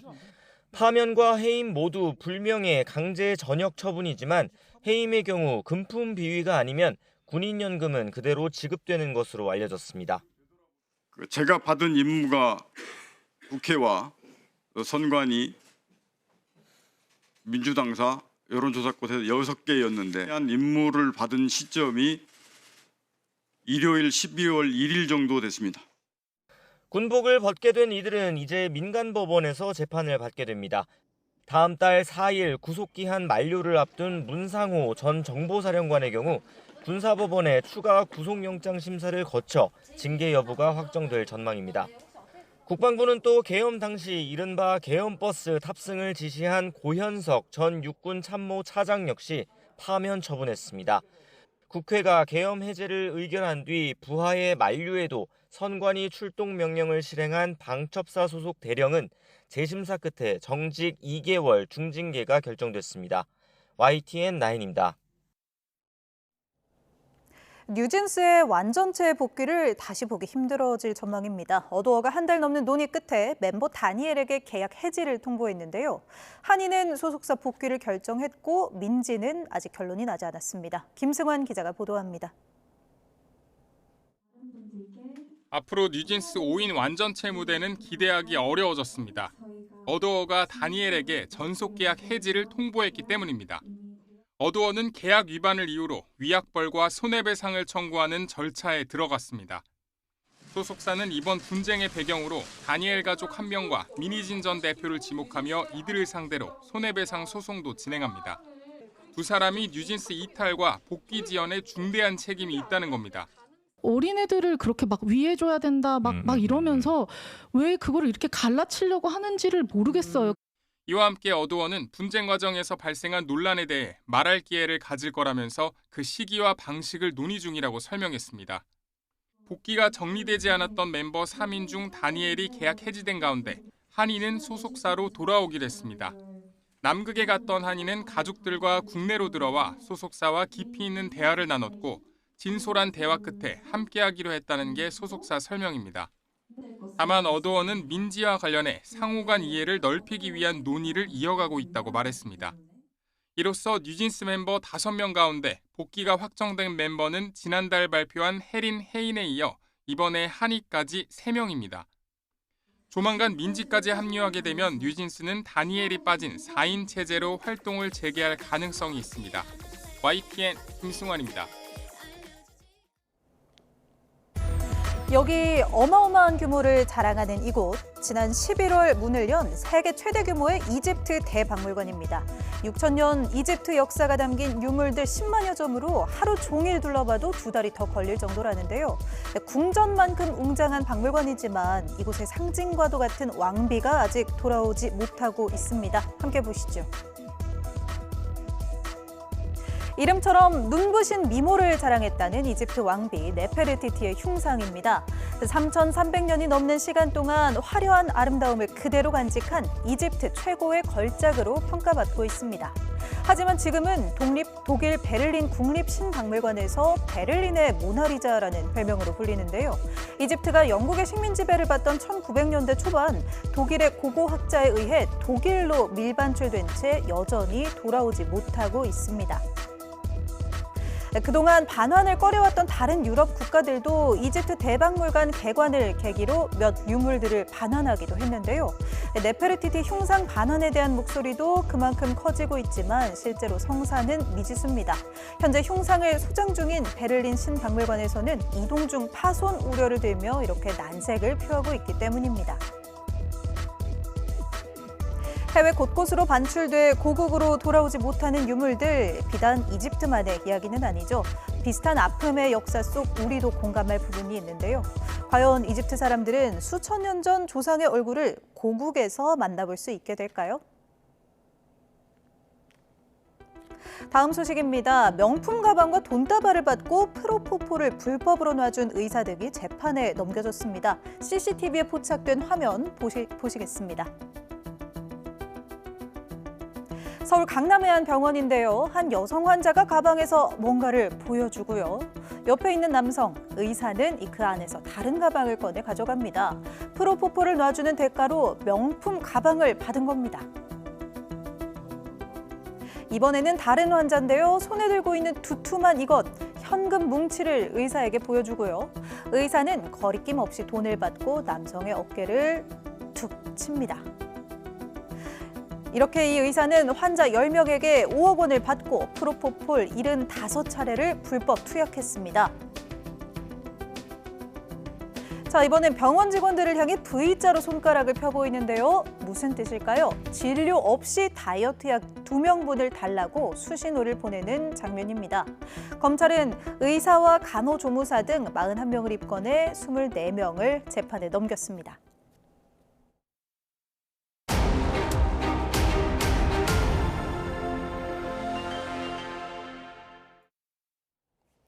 고급 호텔 숙박권 수수 등 각종 비위 의혹이 불거진 더불어민주당 김병기 원내대표가 내일 정리된 입장을 발표합니다. 앞서 김 원내대표 측은 그동안의 소회와 성찰을 담은 솔직한 심정을 밝힐 예정이라면서 사퇴를 발표하는 자리는 아니라고 선을 그었습니다. 다만 조국혁신당과 진보당 등에서 거취 결단 압박이 이어지고 있고 추가적인 의혹이 잇따라 제기되면서 민주당 일각에서도 비판의 목소리가 나오는 만큼 막판까지 거취에 대한 고심을 거듭할 것으로 보입니다. 이재명 대통령이 청와대로 복귀해 업무를 시작하면서 시민단체의 집회와 시위도 청와대 앞으로 옮겨갔습니다. 복귀 첫날 청와대 인근에서는 시민단체의 각종 집회가 잇따랐습니다. 최승훈 기자가 현장에 다녀왔습니다. 이재명 대통령의 청와대 복귀 첫날 한산했던 사랑채 앞이 인파로 북적입니다. 이주민 단속 과정에서 숨진 베트남 출신 노동자 뚜안 씨의 아버지도 매주 용산에서 벌이던 시위를 청와대 앞으로 옮겼습니다. Gái đã ra đi rồi thì cũng không thể nào sống lại được, cũng chỉ mong làm sao tổng thống về. Nó chưa được sáng tỏ trong cái việc con người ra đi thì tôi cũng mong rằng tổng thống sẽ... 청와대 비정규직 고용보장 대통령이 해결하라.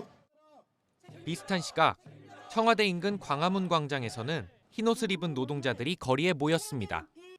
청와대 개방 당시 각종 업무를 맡았던 용역 노동자들로 이번 달 말 계약 종료를 앞두고 고용 보장을 촉구하는 집회를 열었습니다. 이들은 북소리에 맞춰 삼보일배하며 광화문 광장에서 청와대 앞까지 행진했습니다. 6개월 동안 아무 말도 안 하고 어떠한 정보도 주지 않고 했다라는 게 그 자체만으로도 이건 비상식적인 문제라고 생각을 합니다. 이른 오전에는 이 대통령의 지지자들이 1330일 만에 청와대 출근을 기다리며 환영 집회를 열었습니다. 이 대통령 복귀 첫날 이곳 청와대 사랑채 앞은 이렇게 온종일 집회와 시위가 이어졌습니다. 용산으로 대통령 집무실을 옮긴 뒤 주로 관광객들로 북적였던 이전과는 분위기가 사뭇 달라졌습니다. 다시 늘어난 청와대 앞 집회 시위에 시민들은 소음이나 교통체증을 우려하기도 했지만 아까는 좀 큰 소리 내시는 분이 계셔서 길을 돌아서 올려다가 약간 실패했거든요. 조금 이동하는데 어려움이나 그런 거 없이 해주시면 좋을 것 같습니다. 용산 이전 이후 상권 침체를 겪었던 상인들은 기대감을 나타냈습니다. 안정적으로 장사를 할 수 있으니까 이런 부분에 대해서는 청와대를 변함없이 잘 이렇게 활용하고 생활했으면. 경찰은 집회 시위 대응이나 대통령 경호와 관련해 철저하게 대비하겠다고 밝혔습니다. 다만 정부가 열린 경호와 낮은 경호를 표방하는 만큼 시민들의 불편을 최소화하는 방향으로 진행하겠다고 설명했습니다. YTN 최승훈입니다. 제주항공 참사 희생자들의 일주기를 맞아 전남 무안으로 향한 여야 지도부는 한 목소리로 진상규명을 약속했습니다. 민주당은 현장에서 지도부 회의를 열었고 장동혁 대표는 취임 이후 두 번째 호남 일정을 소화하면서 민생 확장 행보를 이어갔습니다. 김다연 기자입니다. 179명의 목숨을 앗아간 여객기 참사 1년이 되는 날, 더불어민주당 정청래, 국민의힘 장동혁 대표가 나란히 무안국제공항을 찾았습니다. 민주당은 비극이 반복되지 않게 제도를 바로 세우겠다고 강조했고, 국민의힘은 아직 처벌받은 책임자가 없다는 게 말이 되냐며 재발 방지와 함께 진상 규명에 방점을 뒀습니다. 추모식에 참석한 여야 지도부는 앞다퉈 국회 차원의 적극적인 국정조사도 약속했습니다. 국민의힘 이양수 의원을 위원장으로 하는 국정조사 특별위원회를 구성한 여야는 내년 1월까지 활동에 들어갑니다. 다음 달 15일 기관 보고와 20일 무안공항 현장 조사, 유가족 간담회, 이어 22일 청문회까지 촘촘한 일정이 예고됐습니다. 비상 착륙 시도 원인과 함께 활주로 끝단 둔덕 설치 관리에 부실이 있었는지, 또 사고 조사 과정에서의 축소 은폐 시도 여부 의혹 규명 등이 쟁점입니다.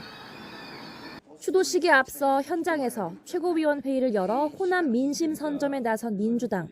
이재명 정부 첫 예산안에서 호남에 특히 많은 비중을 뒀다는 점을 전면에 내세웠습니다. 예산 폭탄을 내렸다 할 정도로 이번 이재명 정부에서 특별히 호남에, 전남에 많은 신경을 쓰고 있다는 말씀 드립니다. 여기에 대전, 충남처럼 광주, 전남 역시 지역 발전을 위해 통합을 추진해야 한다는 목소리도 나왔습니다. 월 1회 호남 방문을 약속한 장동혁 대표는 전남 신재생에너지산업단지에서 호남 성공이 곧 대한민국 도약이라고 불모지 민심을 파고들었습니다. 국가 명운이 걸린 프로젝트에 정치적 계산을 끼워 넣지 않겠다며 진심은 통한다고 강조했습니다. 정치는 국민의 마음을 얻는 과정입니다. 국민의 마음을 얻기 위한 기본은 진정성입니다. 진정성 있게 다가가겠습니다. 국민의힘이 연이틀 호남 일정을 계획하며 민생 외연 확장 행보에 속도를 내는 가운데 조국혁신당 역시 큰아들만 몰아주지 말라며 지방선거를 앞둔 범여권 경쟁 구도를 부각하고 있습니다. 여당이 압도적 승리를 노리는 상황에서 지방선거를 앞두고 정치권의 호남 구의 경쟁은 더 치열해질 전망입니다. YTN 김다현입니다.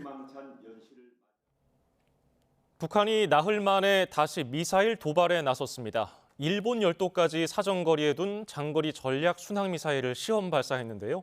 우리 군은 평화와 안정을 저해하는 행위라며 대화 재개 노력에 호응부터 하라고 촉구했습니다. 이종원 기자입니다. 화염을 뿜어내며 발사대에서 솟아오른 미사일이 목표 건물을 명중해 폭파합니다.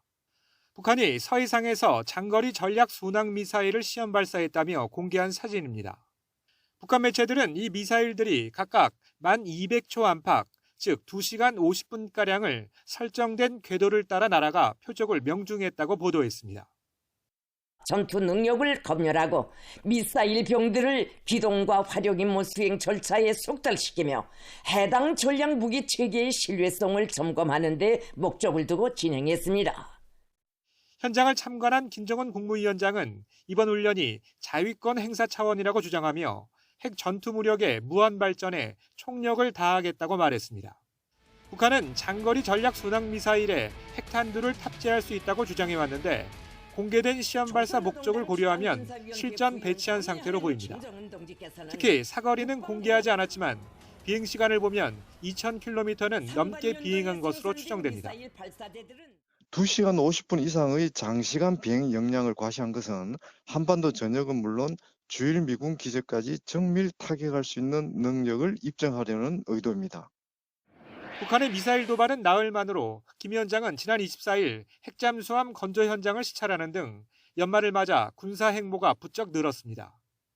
내년 초 9차 당대회를 앞두고 국방력 성과를 부각하는 의도로 보이는데 우리 군은 한반도 평화와 안정을 저해하는 행위라며 우리 정부의 대화 재개 노력에 호응부터 하라고 촉구했습니다. 북한은 우리 정부의 한반도 평화 공존을 위한 선의의 대화 재개 노력에 호응하고 안정적인 한반도 상황 유지에 동참해야 합니다. 북한 매체들은 미사일 시험 발사 당일 김 위원장이 종이공장 준공식에도 참석해 제지기술 발전을 독려했다고도 보도했습니다. 핵무기만 만드는 독재자가 아니라 먹고 사는 문제까지 세밀히 챙기는 어버이 지도자라는 이미지를 구축하려는 의도라는 게 전문가들의 분석입니다. YTN 이종원입니다. 국가정보원은 서해 공무원 피살 사건과 북한 어민 북송 사건 재판에서 무죄 판결을 받은 서훈 전 국가안보실장과 박재원 전 국정원장에 대한 고발을 취하하기로 했습니다. 국정원은 이재명 정부 출범 후 실시한 특별감사와 감찰을 통해서 고발 내용이 사실과 법리적 측면에서 문제가 있음을 확인해 이같이 결정했다면서 부당한 고발로 고초를 겪은 서훈 전 실장과 박재원 의원 등 사건 관계자들과 국민께 진심으로 사과드린다고 밝혔습니다. 수천 %에 이르는 초고금리 불법 사금융 피해가 끊이지 않자 정부가 종합대책을 내놨습니다. 앞으로 피해자가 신고하면 불법 추심 중단부터 계좌 차단, 법률 지원까지 원스톱으로 지원이 이루어집니다. 손효정 기자입니다. 지난해 9월 불법 사금융의 살인적인 이자와 불법 추심에 시달리던 30대 싱글맘이 스스로 목숨을 끊었습니다. 이후 정부는 연 이자율이 60%를 넘는 반사회적인 대부 계약을 무효로 하고 처벌도 강화했지만 피해 신고는 해가 갈수록 늘어나고 있습니다. 불법 사금융 피해가 좀처럼 줄지 않자 금융당국은 불법 추심 중단부터 대포 통장 차단, 법률 지원까지 한 번에 지원하는 원스톱 체계를 내년 1분기에 구축하기로 했습니다. 어느 기관이든 신고를 접수하면 전담자가 배정돼 신고부터 구제 소송까지 모든 절차를 함께 진행하게 됩니다. 금융감독원은 불법 추심을 중단하도록 초동 조치에 나서고 경찰 수사 의뢰와 법률구조공단의 채무자 대리인 선임 절차도 동시에 이뤄집니다. 정부가 피해자 옆에서 불법 사금융 피해를 회복할 때까지 끝까지 지원하는 원스톱 피해 신고 지원 체계를 구축하겠습니다. 불법 사금융에 이용된 계좌도 고객 신원이 확인될 때까지 즉시 거래가 중단됩니다. 또 원금, 이자 무효화 대상인 반사회적 대부 계약에 대해서는 금감원 명의로 무효 확인서를 발급해 불법 사금융업자에게 통보할 계획입니다. 피해자들은 간담회에 직접 참석해 벼랑 끝에서 선택하는 마지막 수단이 신고라며 불법 추심 중단 등 정부의 즉각적인 개입을 촉구했습니다. 내일이 오지 않았으면 하는 마음으로 잠에 드는데 가장 믿었던 법과 정부의 대처는 그냥 막연히 기다리라는 말밖에 하진 않습니다. 당국은 불법 추심에 사용되는 SNS 계정과 게시물, 관련 전화번호와 범죄 수익 계좌도 차단할 수 있도록 관련 제도를 손보기로 했습니다. 취약계층의 불법 사금융 이용을 줄이기 위해 예방대출 실질 금리도 현행 15.9%에서 5에서 6%대로 완화할 방침입니다. YTN 손효정입니다. 형제의 목숨을 앗아간 대전 아파트 화재에 대해 경찰과 소방이 합동 감식을 벌였습니다. 감식 결과 불은 거실 콘센트 주변에서 전기적 요인으로 시작된 걸로 확인됐고 범죄 혐의점은 없는 것으로 결론 났습니다. 오승훈 기자가 보도합니다. 방독면을 쓴 화재 감식 반원들이 집 안으로 들어갑니다. 온통 잿더미로 변해버린 집안 모습을 촬영하며 감식 활동을 벌입니다. 지난 27일 새벽 0시 반쯤 대전 동구 파남동에 있는 아파트 7층에서 불이 나 20대 A씨 등 2명이 숨졌습니다. 화재 현장에 가서 막 그분이 관리소 그분이 막 발로 차고 소리 지르고 막 했는데도 아무도 나오지를 않았어요. 그래서 저희는 아무도 없는 줄 알았어요, 사실은. 경찰에 따르면 피해자들은 형제 관계로 불이 나자 동생은 현관문으로 나오려다 숨지고 형은 베란다 쪽으로 대피하려다 추락해 사망한 것으로 추정됩니다. 숨진 A씨는 올해 초 아파트에 입주한 세입자로 평소에도 친형과 서로 왕래가 잦았던 것으로 알려졌습니다. 2025년 1월 초에 이제 따님이 사셨다가 이제 새로 전세로 들어오신 거죠. 경찰 관계자는 화재 당시 동생은 방 안에서 컴퓨터 게임을 하고 있었던 것으로 추정되고 형은 화장실에서 샤워하다 미처 대피하지 못한 것으로 보인다고 전했습니다. 경찰은 현재까지 방화 등 범죄 혐의점은 발견되지 않았고 전기적 요인에 의한 화재로 추정된다고 밝혔습니다. 이어 부검에서도 동생은 일산화탄소 중독에 의한 질식사, 형은 일산화탄소 중독과 추락에 따른 다발성 골절 등이 사망 원인이라는 결과가 나왔습니다. 경찰은 거실에 있던 콘센트 주변에서 불이 시작된 것으로 보고 합동감식 결과를 토대로 정확한 화재 원인을 규명할 계획이라고 강조했습니다. YTN 오승훈입니다. 멕시코에서 태평양과 대서양을 잇는 횡단 열차가 탈선 사고를 일으켜 사상자가 속출했습니다. 지금까지 13명이 숨지고 100명이 가까이 다친 것으로 파악된 가운데 사고 원인을 규명하기 위한 조사가 시작됐습니다. 권준기 기자입니다. 선로를 이탈한 기차가 계곡으로 곤두박질했습니다. 열차에서 분리돼 옆으로 드러누운 객차도 보입니다. 열차 밖으로 들것에 실려 나오는 부상자, 얼굴에 붕대를 감은 승객도 눈에 띄니다. 기울어진 객차 내부에선 제대로 서 있을 수조차 없습니다. En el último vagón, sino que los intermedios fueron que ahora sí hubo muchos lesionados, muchos fracturados de pies, de hombro. 멕시코 남부 오아사카주에서 승객 250명이 탄 기차가 탈선 사고를 일으켰습니다. 멕시코 당국은 사망자가 10명이 넘고 100명가량이 크고 작은 부상을 당한 것으로 파악했습니다. 사고가 난 열차는 멕시코를 횡단해 태평양과 대서양 연안을 잇는 제트 노선으로 파나마 운하를 대체할 멕시코 정부의 역점 인프라 사업입니다. 셰인바움 멕시코 대통령은 희생자들에게 애도를 표하고 내무부와 해군의 유가족을 돌볼 것을 지시했습니다. 또 사고 원인 규명과 책임 소재를 가리기 위해 멕시코 연방검찰이 조사에 나섰습니다. YTN 권준기입니다.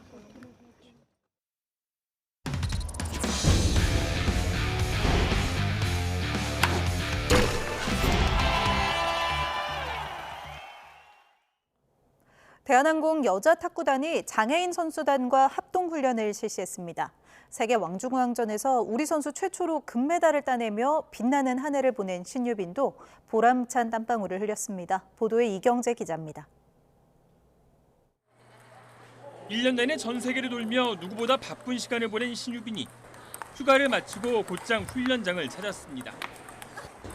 같은 팀의 장애인과 비장애인 선수들의 첫 합동훈련. 단식과 복식, 때로는 장애인과 비장애인 선수들이 한 팀이 돼서 훈련의 강도를 높입니다. 2.7g 공이 쉼없이 네트를 오가며 선수들은 우정을 쌓고 또 실력을 나눕니다. 장애인 선수들이 많이 쓰는 로브 기술을 직접 배울 기회도 생겼습니다. 맞아요. 감각이 저희도 보지 못했던 기술을 이제 하실 줄 아시니까 저도 한번 배워보고 싶었고 그런 부분에서 정말 저도 잘 안 되더라고요. 그래서 대단하다고 정말 느끼고 있었습니다. 제 동작들을 보고 또 잘못된 부분들 더 다시 한번 잡아주고 이러한 부분들이 어디에서도 뭐 보고 배우지 못하고 그 어떤 시간보다 오늘이 값진 시간이었던 것 같습니다. 주세혁 감독은 휠체어를 타고 장애인 국가대표 김학진 선수와 대결을 펼쳤는데 결과는 김학진 선수의 2대0 완승. 서로의 노력에 존경의 마음을 전했습니다. 장애인 팀의 이제 어떤 간절함하고 이런 열정을 보면서 저희 선수들도 뭔가 느끼는 게 많을 것 같다고 생각되고요. 연말을 맞아 함께 성장하는 시간. 대한항공은 같은 팀 선수들의 화합뿐 아니라 기술 교류를 위해서 이런 합동훈련을 더 늘려갈 계획입니다. YTN 이경재입니다. 프로야구 SSG가 외국인 선수 화이트, 에레디아와 재계약하며 내년 시즌 외국인 구성을 마쳤습니다. SSG 구단은 화이트와는 총액 120만 달러, 에레디아와는 총액 130만 달러에 각각 계약했다고 밝혔습니다. 화이트는 지난 시즌 11승 4패, 평균 자책점 2.87로 활약했고 에레디아는 타율 3할 3푼 9리에 홈런 13개, 타점 54개를 기록했습니다. 두산도 새 외국인 타자 다즈 카메론과 100만 달러에 계약하면서 10개 구단은 내년 외국인 선수 구성을 모두 마쳤습니다. 우리나라의 박정환 구단이 중국의 당이페이 구단을 꺾고 제1회 세계기선전 결승에 진출하며 중국의 왕싱아오 구단과 우승컵을 다투게 됐습니다. 박정환 구단은 서울 명동 로얄 호텔에서 열린 대회 준결승에서 하변 중앙 전투와 좌변 싸움에서 승기를 잡고 흑으로 314수 만에 2집 반을 이겼습니다. 우승 상금 4억 원이 걸린 3번기 결승전은 내년 2월 25일부터 신한은행 본점에서 열립니다. 남녀 프로 테니스 선수가 흥미로운 성대결을 펼쳤습니다. 여자 세계 1위 사발렌카와 윈블던에서 준우승까지 했던 코트의 악동 키리오스가 맞붙었습니다. 함께 보시죠. 아랍에미리트 두바이에서 이벤트로 열린 경기입니다. 코트 크기가 좀 차이가 나죠. 사발렌카가 뛰는 쪽이 9% 작습니다. 팽팽한 스트로크 대결에서 사발렌카가 각도 큰 백핸드 공격을 성공시키기도 하고요. 키리오스는 절묘한 드롭샷으로 포인트를 따냅니다. 결과는 어땠을까요? 6대3, 키리오스의 2대0 승리였습니다. 역사적으로 4번째 성대결이었는데요. 1973년엔 29살의 여자 선수 빌리진 킹이 55세였던 리그스를 이긴 적도 있었습니다. 여자 프로농구 삼성생명이 최하위 신한은행을 6연패로 몰아넣고 공동 4위로 도약했습니다. 삼성생명은 이혜란과 강유림, 윤예빈 등이 골고루 활약하며 75대 70으로 승리하고 최근 4경기에서 3승 1패의 상승세를 이어갔습니다.